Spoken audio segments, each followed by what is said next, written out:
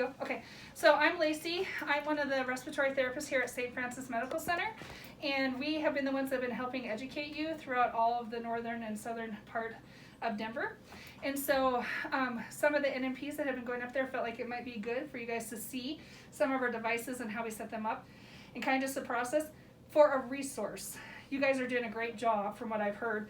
And so this will just be a great resource for you guys to be able to have. If you're troubleshooting and you're by yourself or anything, if you have the video in your email or wherever they'll send it to, that way you can just use it and then look it up. And that way you can get through your process quicker and not feel like you don't know what you're doing. So the first thing we always start with our babies is bubble CPAP. And so I can't remember the ages that all of you guys are going to be getting. I know some of you are getting like 28 weeks and above and all that. So we don't really go by age. Of course, you guys already know that. We kind of go on how the baby's doing. And so we'll put them on, if they need an event, we do that. But what we're going to start with is just the non-invasive stuff. So this is our bubble CPAP. I believe all of you guys have it now. And we are going to set it up, show you what it looks like, and then I'm going to show you a few tips. What we did, and I know that Judy over at St. Anthony's North has done this, and maybe Kim has too at Littleton and those, but we have a little to-go kit when we're going to set up a bubble CPAP. And so this one has all of our prong sizes in it, and it has the mask sizes. And then this one doesn't have any right now. Of course, I grabbed the one that doesn't. But we usually try and keep a few measuring tapes and some extra foams on babies that either were not on CPAP long or that we didn't really think we'd ever need it for. Instead of putting it in the kit or on the room or whatever, we just pull them to the side. And then we have the extra ones here. And then in this bag, we keep all of the hats. So we have all the different sizes of hats. And then we have different chin straps that we use here. And then we also have these little cards that we keep at the bedside. And these little cards show what the baby was originally set up on. And we initial it so they know when it originally did it. And then that way you're like, I can't remember, was the baby on 45/40s before the mask or 50/40s? You have a visual right at the bedside. And we usually just tape it up here. And then we have little bags we keep in here. Of course, I grabbed the empty set of everything here there. We have these bags and we put these, and this is where we put the extra foam, the headgear measurement, all of the pieces that come so that we always have them accessible right by the bubble CPAP. And so it just makes your life easier every day when you're doing cares. We do our cares twice a shift usually. I don't know, I'm assuming that's gonna be the standard throughout.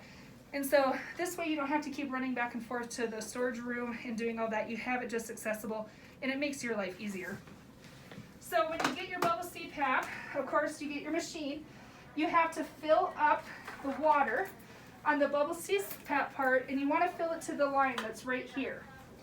And so we just have these sterile waters and we keep them on our device, and then we fill them up to the line.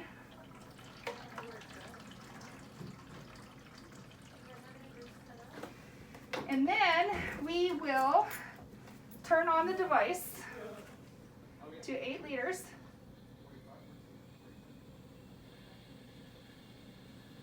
Oh, I have a leak. The reason I knew that is because it wasn't bubbling. So this is your way you always want to assess it before you put it on the baby.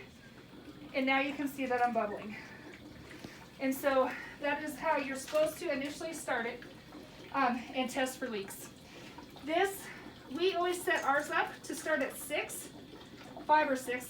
And we do this because most of our babies will be on one of those two numbers. Granted, every once in a while we have one that's 7, generally not, 90% of the time, they're 5 or 6. And then your blender is right here.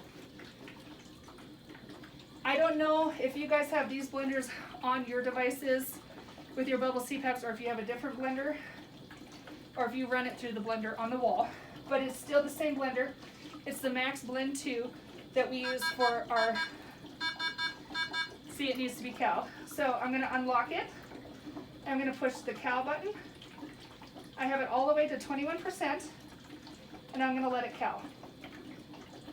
And it takes just a minute. And now it's called. So then I can turn it up and down. The other thing we were talking with one of the NMPs about just today actually is this little switch. When you're running it on a higher liter flow, anything greater than 3 liters, it has to be down. And then if we were to go on like a blended, we would flip that switch up. And that can mess with your FiO2 and make things difficult for yourself when you're trying to calibrate it or get it on a number that you want to have it on. So once we have all this set up, you would take out your flexi trunk, you would measure the baby's head, you would measure their nares, and then you would put the flexi trunk on and go and put it on the baby, and then you would be ready to go. So I can't think of any common questions that would go along with the setup and all that. Once we get a baby on this, we don't always wean it to 5 of CPAP, but generally we do. Sometimes we have a kid who was just needing a little bit of pressure to push the fluid up. So the goal is, if the baby's under 32 weeks, to get them to 32 weeks. They don't have to be exactly 1,500 grams, but the way the doctors look at it is if the baby's not growing well, or if the baby's very tiny and it was going to take a lot of effort and they may not grow well in those type of scenarios, then maybe we'd leave the baby on until a little bit longer. But that's kind of the goal, is 32 weeks, and then as close to, but not exact, 1,500 grams, give or take some. And then once you reach that, we would wean the baby over to our Vapotherm machine. And this is our Vapotherm. I know a lot of you have, oh, now I'm not, what is it, OxyBlend? Optiflows. And Airvo 2, the Airvos are out there. This is what we use. We tried the Optiflows and we had a little more rain out at up here. We're at a higher elevation than you guys. They might not do it for you up there. I know it's not necessarily elevation, but there's a lot of factors that play into it. So this is our Vapotherm. Our goal for the Vapotherm or any high flow device is to try and run it at 2 liters per kilogram of birth weight. So if you have a 1,500 gram baby, that's why we kind of look at that weight, is because we want to be able to give the baby enough flow that they're going to be able to succeed. So if you have a 1,200 gram baby, you can barely do 2 liters, and the baby might not be getting enough flow to help them be successful in the de-escalation of care. So you want to be able to use that. So we kind of use the 2 liters per kilogram, and we go from there. So with the baby, let's say they're 1,500, we'd go to 3 liters, okay? When we get our Vapotherm kit, all this stuff, of course, makes lots of noise. It's just like our bags of water. They come like this. So we have a circuit, and then we have the cartridge that is in here. So once we get them to this, the families and the staff are usually pretty happy because it makes everybody's lives a little easier. Our goal is to get down to 2 liters. However, we don't always, if we start at 3 or whatever, our goal is always 2. There's several reasons for that.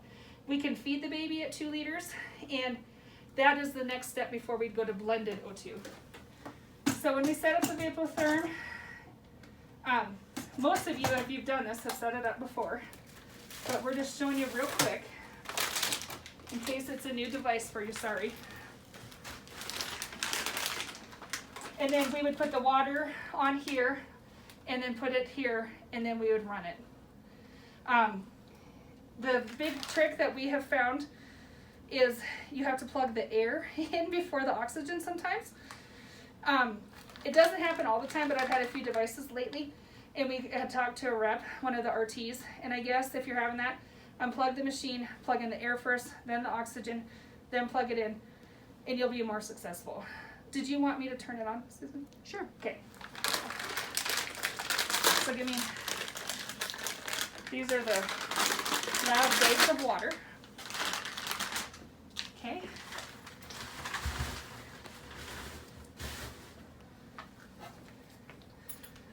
So,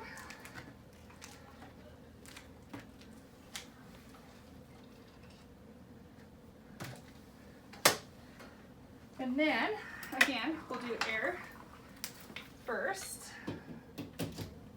and then oxygen. And then we will plug it in. also, when you first turn these on, the heater is like 21 degrees Celsius.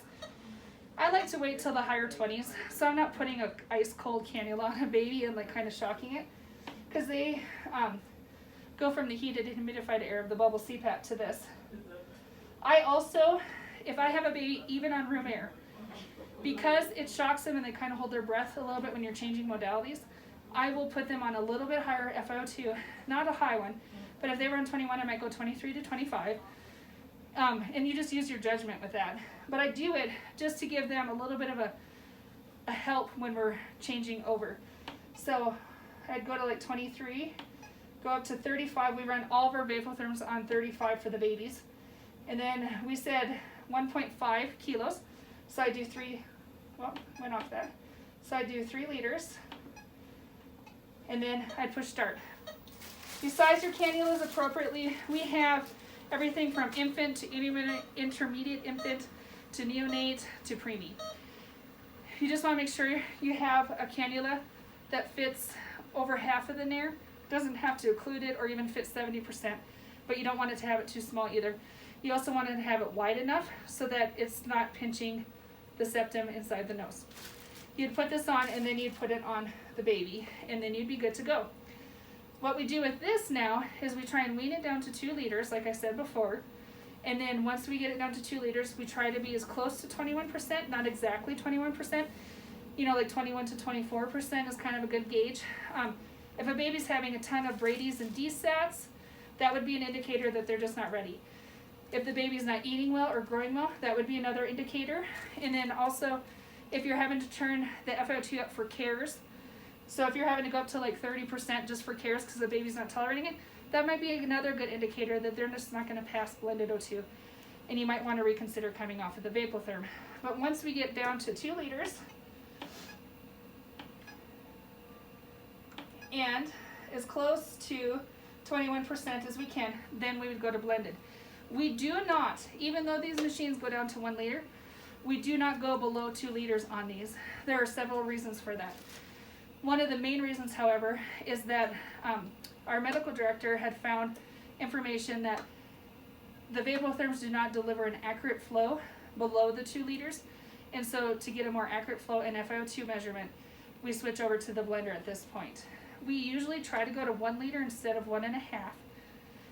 Again, that is because you're going from a heated and humidified device to just straight air with a little bit of a bubble passover device for humidity.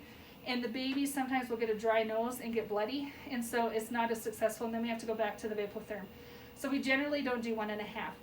We do it if we have a baby who's a chronic BPD baby who we're having trouble weaning and we just can't get there, and the 2 to the 1 is just too big of a jump. But generally we stick to 2 and then we'll go down to 1 liter. So we usually have a hook, but this one is broken. I just grabbed the best Vapotherm, I guess, today. But normally we would just clip that there if we weren't using it and then go from there. So the next device, let me turn that off so we just don't hear it buzzing. The next device that we were going to do, did we bring in a setup?